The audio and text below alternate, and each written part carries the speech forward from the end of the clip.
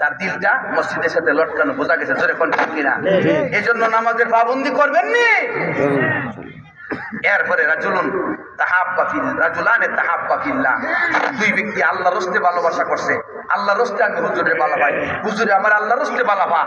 কথা বুঝেননি? দুনিয়ার স্বার্থ নাই, কোনো হারাম সম্পর্ক নাই, এমন ভালোবাসার কথা বলা হয়েছে। আমরা দেশের ছেলে মেয়েরা যে ভালোবাসা করে, এটা ভালোবাসা না, এটা ভালোবাসা।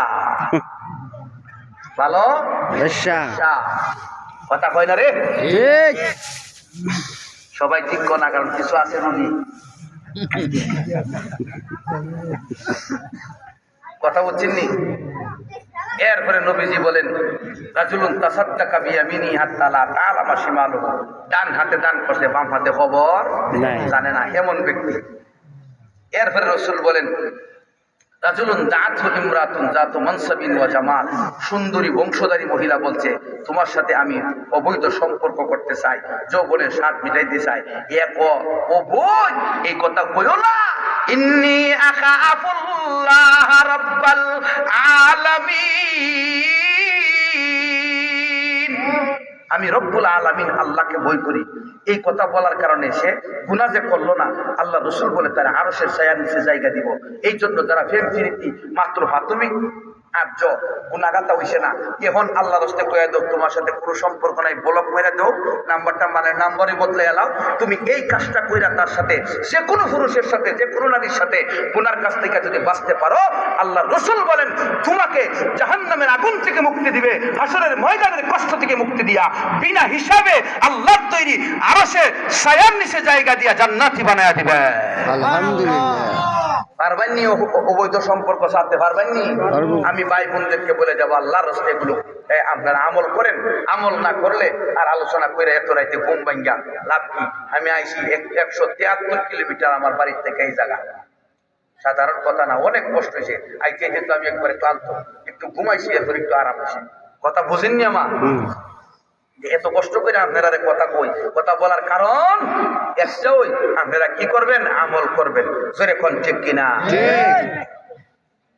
এরপরে নবীজি বলেন, যে ব্যক্তি ডান হাতে দান করলো, বাম হাতে খবর জানে না, মানে দান করছে আওয়াজ নাই, দান করছে আওয়াজ নাই, বাপসাপ নাই।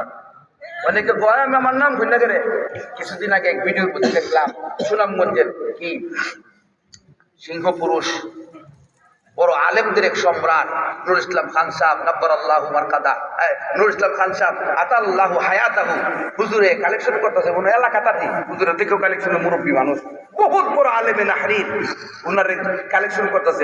এখন একবার আমার নাম হও, আমার নাম হইলা না, এলাকা দিককারে। এরপরে হুজুরও স্বাভাবিক গতিতে দেখলাম ভিডিওতে নাম পেতেছে।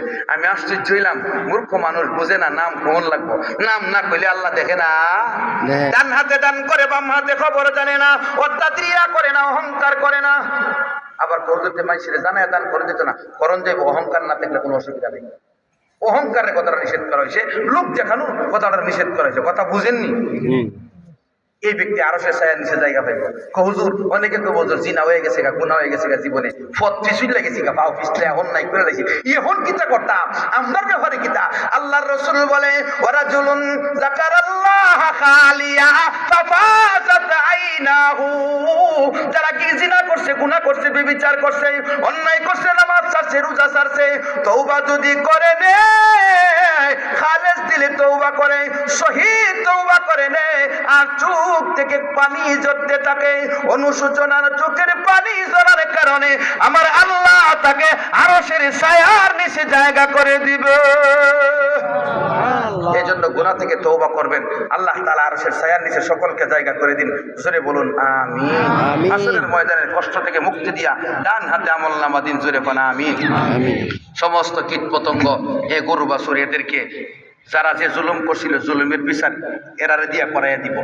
যে দুর্বল ছিল, নির্যাতিত হয়েছে, এরা সবল করে দিব, একটা ভার দিব, একটা গুতা দিব, একটা কামড় দিব। কথা বলছেন না?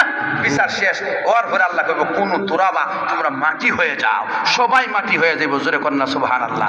বাকি থাকবে জিন আর ইনসান। তখন কাফেররা আফসোস করব, ওয়ায়াকুলুল কাফিরু ইয়া লাইতানি কুনতু তুরাবা।